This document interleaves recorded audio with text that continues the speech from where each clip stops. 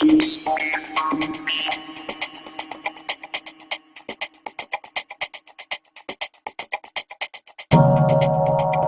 que las preguntas con las que llegan los padres a la consulta, a las escuelas, son preguntas básicas. Entonces decís, pero yo no me puedo hacer cargo de esto, yo no voy a criar a tu hijo.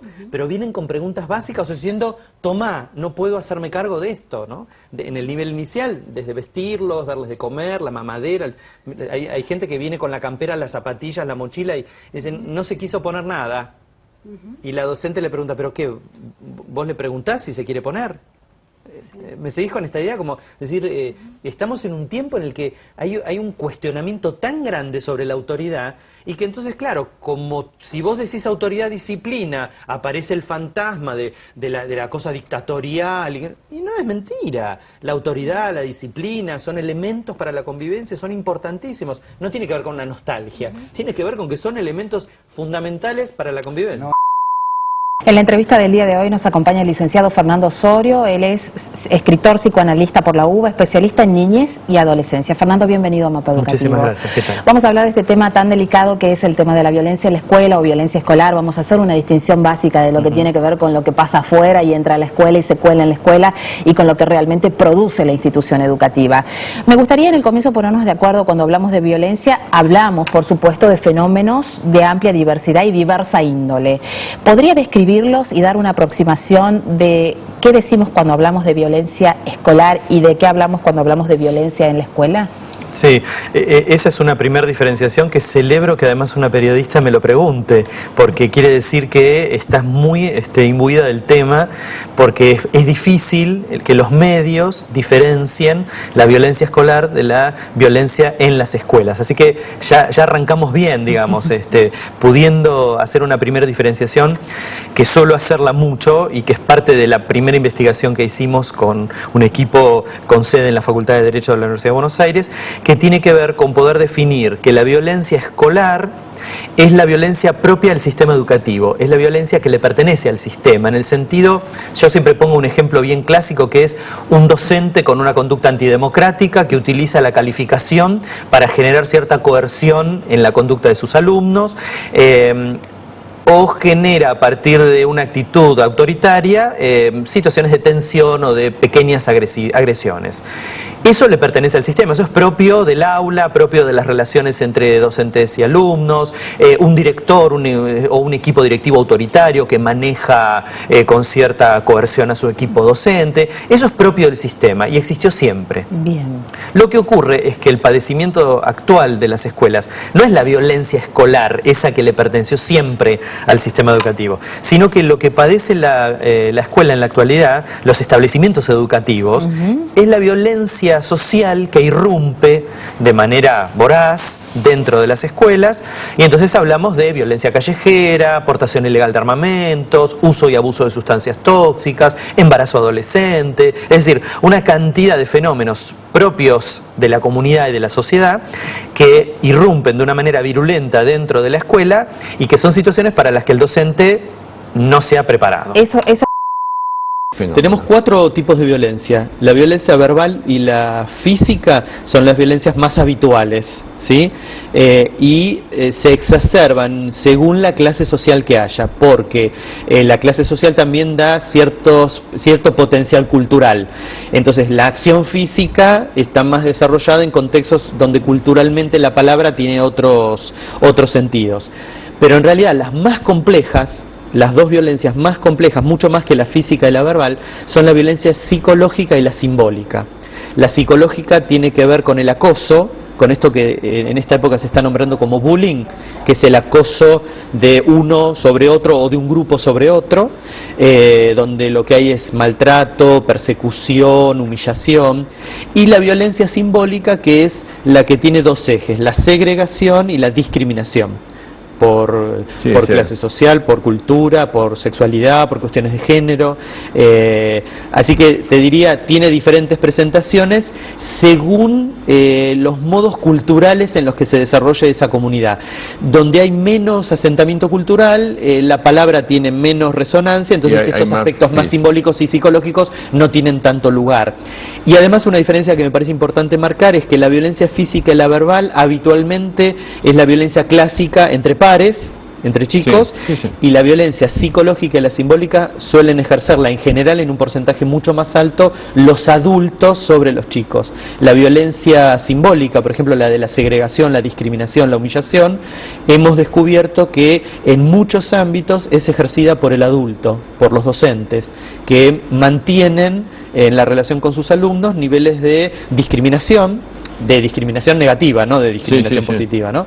De discriminación, de segregación, y esto genera niveles de violencia espantosos en los pibes. O sea que cuando ocurre un episodio de estas características como la de una madre que se acerca a una escuela a pegarle a un directivo, o cuando hay un episodio de violencia entre pares que termina un chico lastimado o muerto, digamos, ahí se interpreta esto como, bueno, un episodio de la escuela, y no se mide cuál es el proceso, la trayectoria social que ha tenido esa madre, ese chico, ese directivo, la escuela, la educación. Los procesos de deseducación generan muchísima violencia, porque los procesos de deseducación inhiben la palabra. Y donde no hay palabras, uno va a las manos. Se actúa indefectiblemente. ¿Los docentes están preparados para manejar estas situaciones, la ansiedad de los niños, niños hiperkinéticos o desatentos, y la violencia que también se filtra y que está en el escenario de la escuela y del aula todos los días? Nosotros hemos hecho un relevamiento desde el Seminario de Violencia en las Escuelas acerca de lo que es la formación profesional de los docentes, y nos hemos encontrado con que hay un déficit muy importante en la formación de los docentes respecto a lo que implica, por ejemplo, la dinámica de grupos. Los docentes no estudian dinámica de grupos. Si lo estudian es por una cuestión espontánea de interés personal, pero no es algo que está incorporado en los programas de los profesorados. De los profesorados. Y entonces el hecho de no saber manejar la dinámica de grupos o no saber generar las problemáticas evolutivas de un grupo, eso le genera a los chicos niveles de ansiedad también, porque tienen un adulto que no sabe manejar situaciones grupales, relaciones con los padres, escenas de conflictividad. En el año 2003 surgió la posibilidad de la modificación del viejo sistema de amonestaciones que todos conocemos a un nuevo sistema de acuerdos de convivencia institucional. En este libro que se llama Violencia en las Escuelas, un análisis desde la subjetividad, que pertenece al invitado del día de hoy, justamente se habla sobre este tema. Yo quería consultarte ¿por qué se señala en el libro que, aunque se reemplazó un sistema por el otro, muchos colegios decidieron continuar con el de las amonestaciones? Hubo un proceso, desde el año 97 hasta el 2003, se propuso desde los organismos encargados de dirigir estas cuestiones, los ministerios, las secretarías de educación de cada provincia, digamos en general en el país, una propuesta de atenuar los estilos autoritarios que devenían de la última dictadura militar. Un modo de atenuar los estilos autoritarios tenía que ver con modificar los sistemas disciplinarios que se implementaban dentro de las organizaciones escolares, porque si no había una franca contradicción entre el modelo democrático a partir del 83 que se quería imponer y lo que pasaba en el interior del aula, en donde se seguía tratando la conflictividad interna con un sistema disciplinario de castigos, ¿sí? Es decir, no se los castigaba físicamente más a los chicos, pero se los castigaba a partir de la acumulación de amonestaciones. Este sistema atentaba contra el sentimiento de pertenencia de los chicos, y entonces los chicos, con tal de poder seguir permaneciendo en la escuela, trataban de no acumular amonestaciones. El punto es que en ese tiempo, entre el 97 y el 2003, las secretarías de educación de las diferentes provincias consultan a las escuelas privadas y públicas cómo les fue con este pedido, porque primero fue un pedido de atenuar los estilos, y muchas escuelas respondieron que si bien iban a implementar los acuerdos de convivencia institucional, que era un nuevo modo de pensar la democracia dentro de la escuela, decían, en realidad me sacaron el único recurso que yo tengo para que el pibe me haga caso. Claro, entonces se produce un vacío. Claro, entonces esto generó una crisis. Pero esto fue porque se hizo una mala lectura de lo que implicaba el acuerdo de convivencia institucional. Porque el acuerdo de convivencia institucional no dice que no se puede sancionar a un alumno por una mala conducta. De hecho, por ejemplo, los acuerdos de convivencia institucional piden que el alumno repare el daño provocado. Bien. Es decir, que en la reparación del daño provocado está hay... la condena social a eso que hizo. Claro, y de además alguna manera. hay un punto de quiebre de que ese alumno tiene que pensar lo que hizo. Bien, hay una preocupación que surge a partir de esto porque da la sensación que hablamos de democratización, de acuerdos, de resolución pacífica de los conflictos y que muchas veces en estas intenciones de implementación se pierden un poco los límites. Ajá. ¿Cómo se soluciona este problema de la escuela que tiene un equipo directivo no muy bien posicionado, ni referente, ni líder de los propios alumnos que asisten a la institución? Pero ahí está la clave, porque justamente los equipos directivos tienen que posicionarse en ese lugar de liderazgo sin ninguna duda, y hay una cantidad de cuestiones que hacen a la autoridad que no implican el sometimiento del otro. Justamente la autoridad lo que hace es habilitar al otro para que produzca por sí mismo y para que esa producción sea armónica y tenga coherencia con un contexto democrático en una sociedad donde se vive.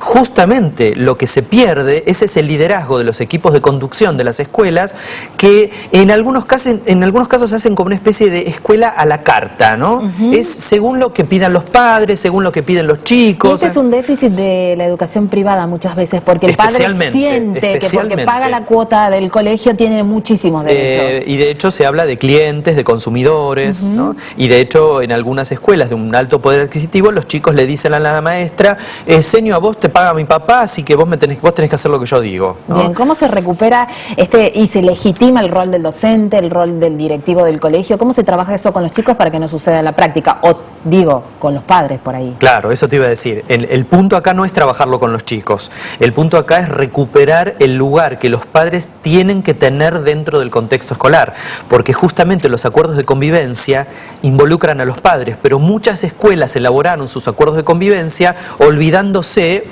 a propósito o no, según ideológicamente cómo maneje cada equipo su escuela, dejando a los padres de lado, con lo cual no tienen la colaboración de los padres para poder pensar cómo se va a desarrollar ese acuerdo de convivencia. Bien. De tal modo que cuando ocurre algo y hay que sancionar, se convoca al consejo, que deben incluirse los padres, y entonces los padres son partícipes de eso, no es una cartulina pegada en el aula. Están en la vereda del frente porque no participaron en la construcción del proceso. Los padres tienen que estar adentro de la escuela, son parte de la organización escolar. A ver, Fernando, los tiempos cambian, hay más comunicación, los chicos se adelantan en algunos temas o en unos cuantos temas, pero hay puntos básicos que no podemos dejar de tener en cuenta nosotros como adultos. Esos valores básicos que puede pasar el tiempo, podés tener más tecnología, pero ahí no podés descuidarlo nunca. Absolutamente. El respeto, yo soy tu padre, vos sos mi hijo, yo soy tu maestro, vos sos el alumno, yo soy la directora, vos sos el alumno, y eso me parece que sí se está desvirtuando. Pero viste que hay una tendencia a negar la disimetría social. Es decir, hay una confusión entre que somos todos iguales, pero somos todos iguales ante la ley. No somos todos iguales, no es lo mismo un papá que un hijo, no es lo mismo un maestro que un alumno. Debemos desde la autoridad adulta, digamos democráticamente, sostener esta disimetría, porque esta disimetría... Pero nos tenemos que poner de acuerdo. Claro que nos tenemos que poner, de acuerdo. Un chiquito así, un piojito, dice, vos haces lo que yo te digo porque para eso mi mamá te paga. Dicen docentes en escuelas de Candy, por ejemplo. Vos haces eso y salen a la vereda y la madre dice, boluda, le dice la chiquita a la madre. Punto, a los 4 años actúa así, a los 15 estás perdido. Y el padre dice, bueno, me vuelve loca esta nena. Y el maestro dice, mucho no puedo hacer porque las directivas son, viste, no avanzan. Creo que lo que no hay que perder de vista es el objetivo, ¿no? Como padre, que es educar y poner el límite, porque si no el chico crece como un arbolito Pero torcido. dice que hay como una especie de confusión, que como que es poner un límite. Y poner un límite en realidad es frenar la intención, este impulso que tienen los niños y los jóvenes de satisfacerse inmediatamente. Eso es poner un límite, es frenar, es postergar esa satisfacción, en algunos casos es cancelarla absolutamente, es decir, no, esto no se puede. Sí, pero tenemos muy pocos no. Muy pocos. Sí. Muy pocos no. Para dicen, ser sinceros. No, y además los chicos te dicen, pero si todos los padres le dicen, claro. Si uno pudiera, agarraría el teléfono y llamaría a todos los padres esos y se encontraría con esos padres en la misma situación en la que está uno, sintiendo que no sabe cómo maniobrar esas cuestiones con los chicos. Siempre se dijo...